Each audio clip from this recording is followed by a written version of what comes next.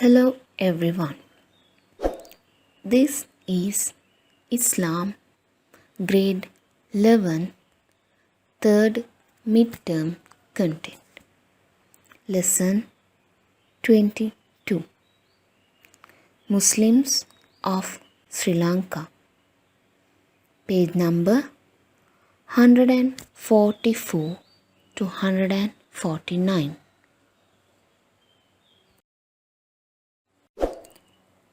In this lesson, you will learn about the connections between Arabs and Sri Lanka. Islam's reaching to this land and the Sri Lankan Muslims' participation in the national well-being.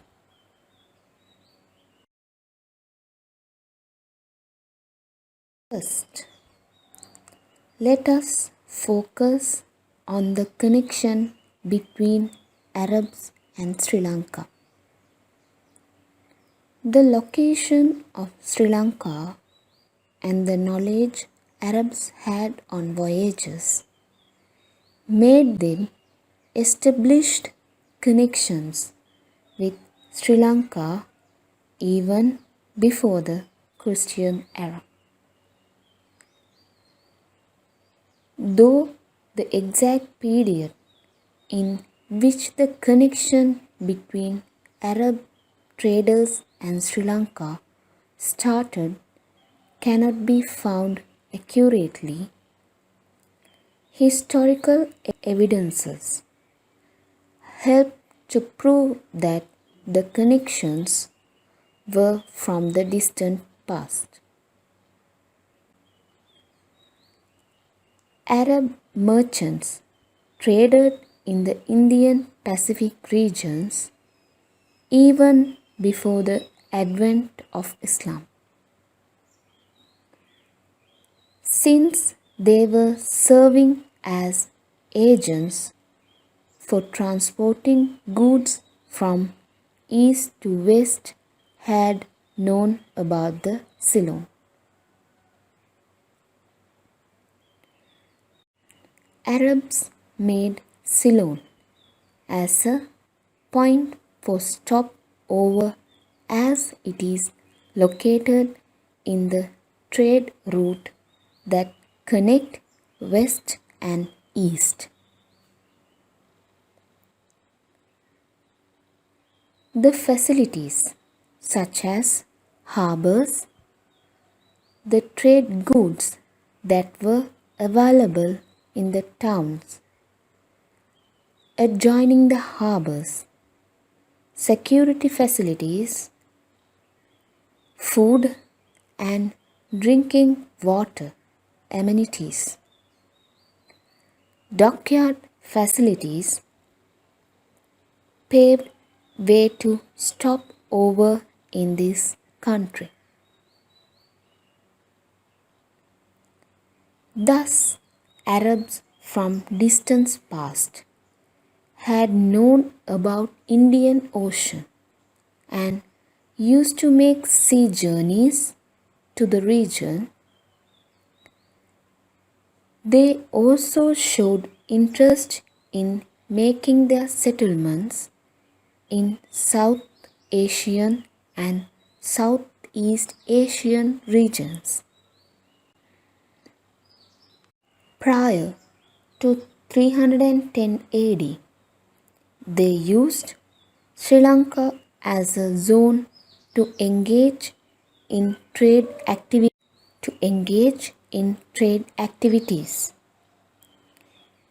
in between Madagascar and Sumatra. Historian Pliny, 23 AD 79 AD, states that Arabs who were in Malabar shores and Ceylon were found expert in sea-related activities.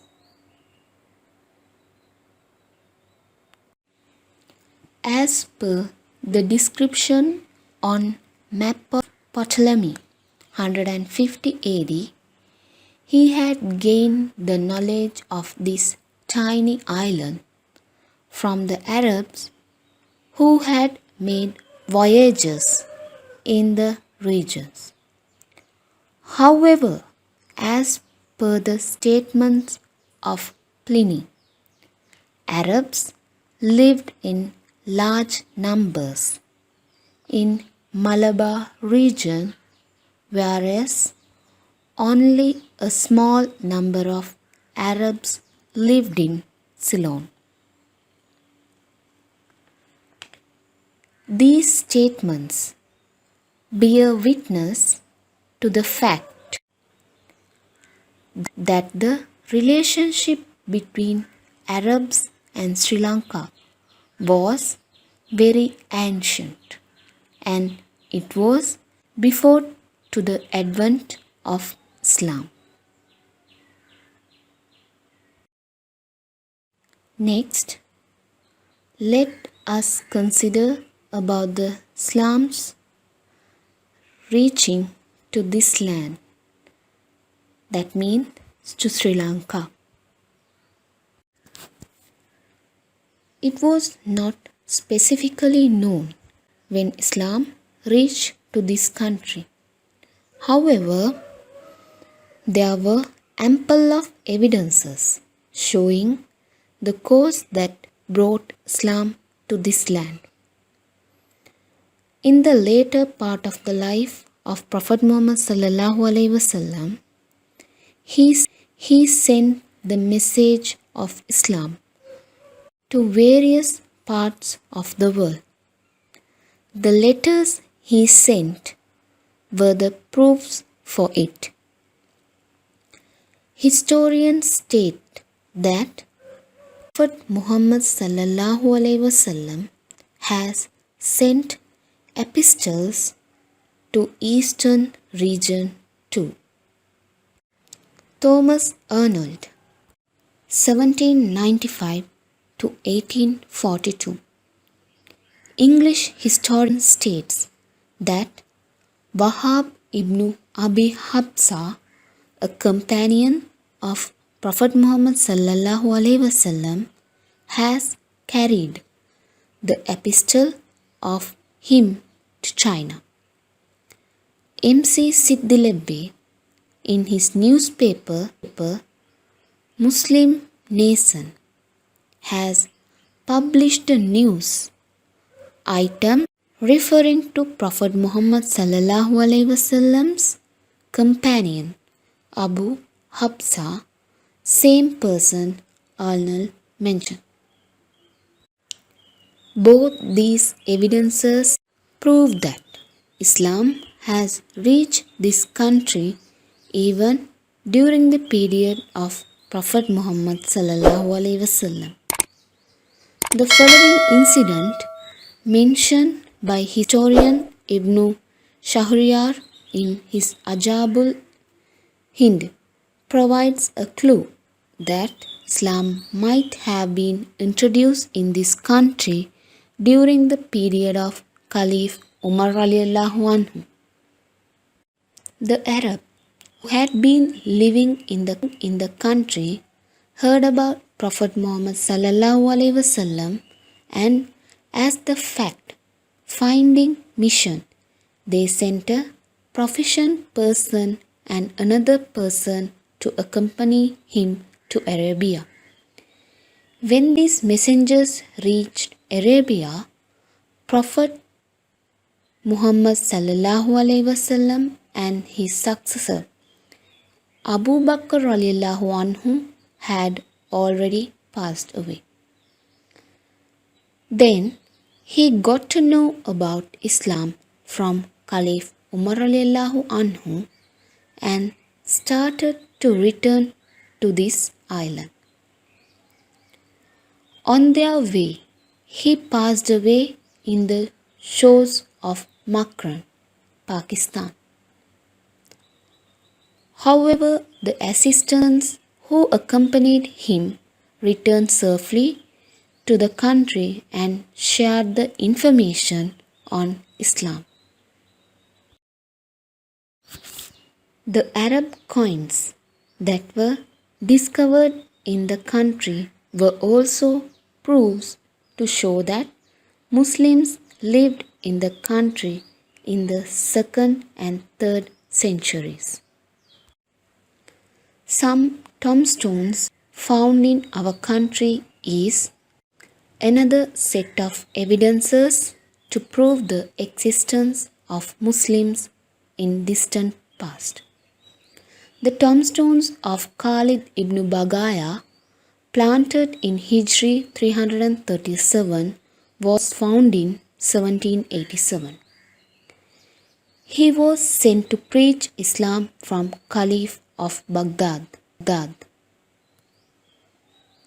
The kings and the people welcomed and treated happily the early Arabs and then the Arab Muslims who came here, settled and engaged in trade activities.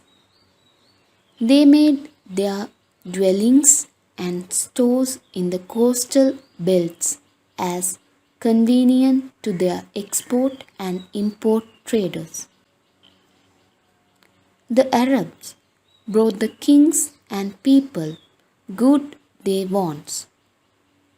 In addition, they also took products of this country and introduced them to the foreign market.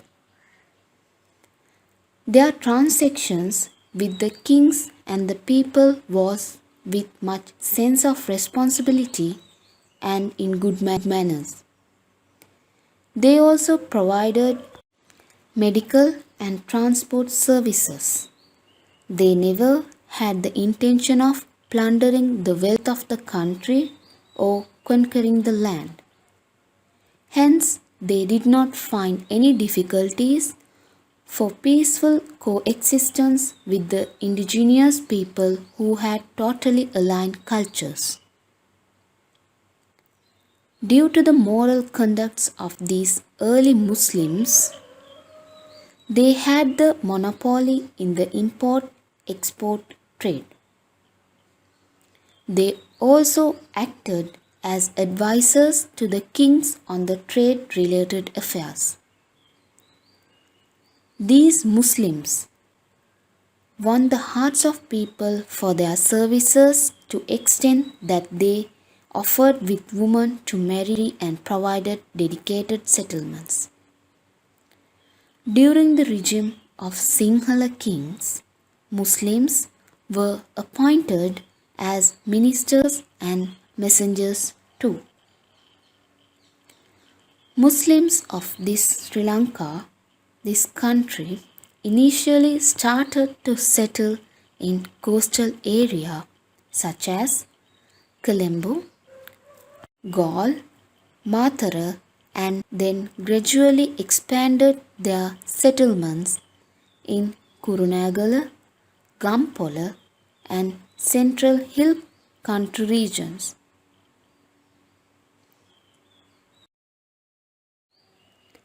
This is a picture of a tombstone found in Sri Lanka. Now, let us focus on the participation of Sri Lankan Muslims in the national well-being. Muslims of this country, while developing themselves, never failed to contribute to national well-being. They marketed Sri Lanka's gem and ivory to foreign lands, the Arab traders, with the belief that it is in this country that the mountain which carries footprints of Adam alayhi salam is located, visited the country very often.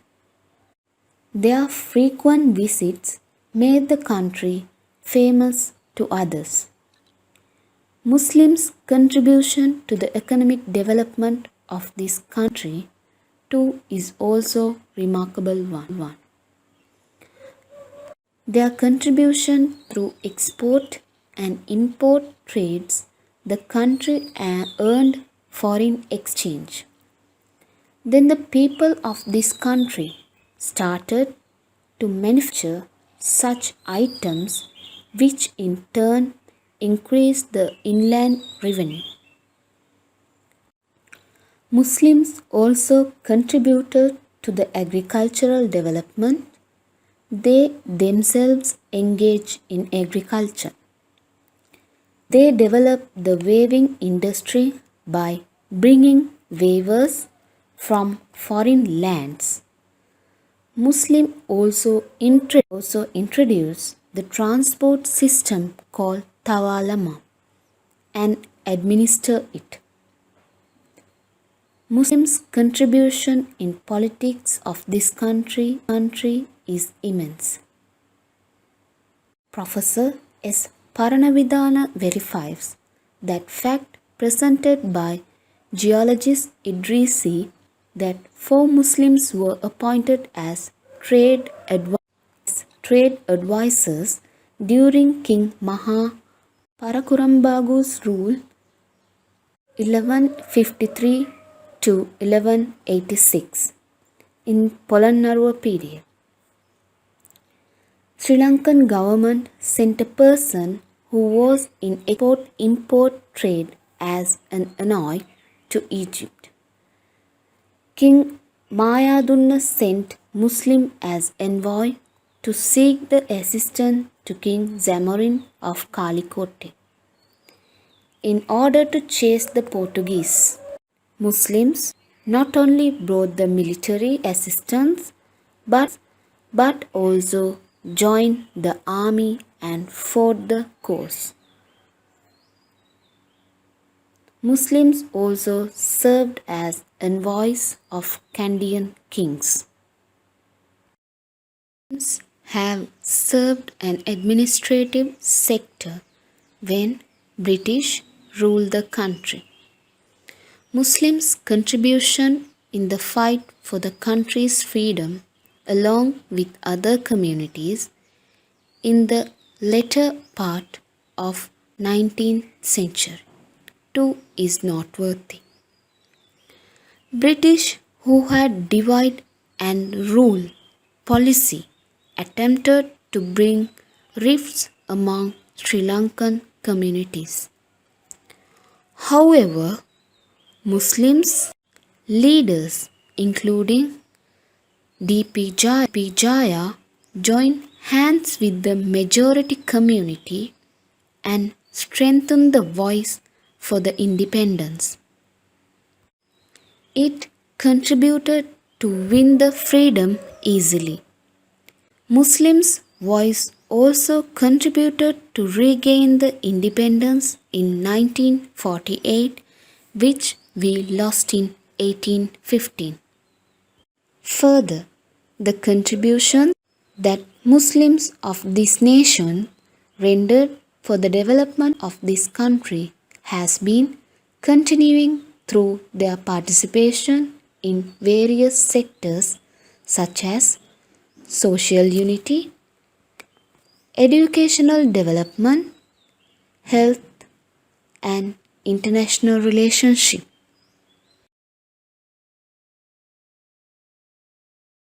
You can see a footprint. It is the footprint of Adam alayhi salam. This is the end of our lesson, and there are few questions in the textbook to answer. Do that. Goodbye and have a great day. This is the end of our lesson, and there are few questions in the textbook to answer. Do that. Goodbye and have a great day.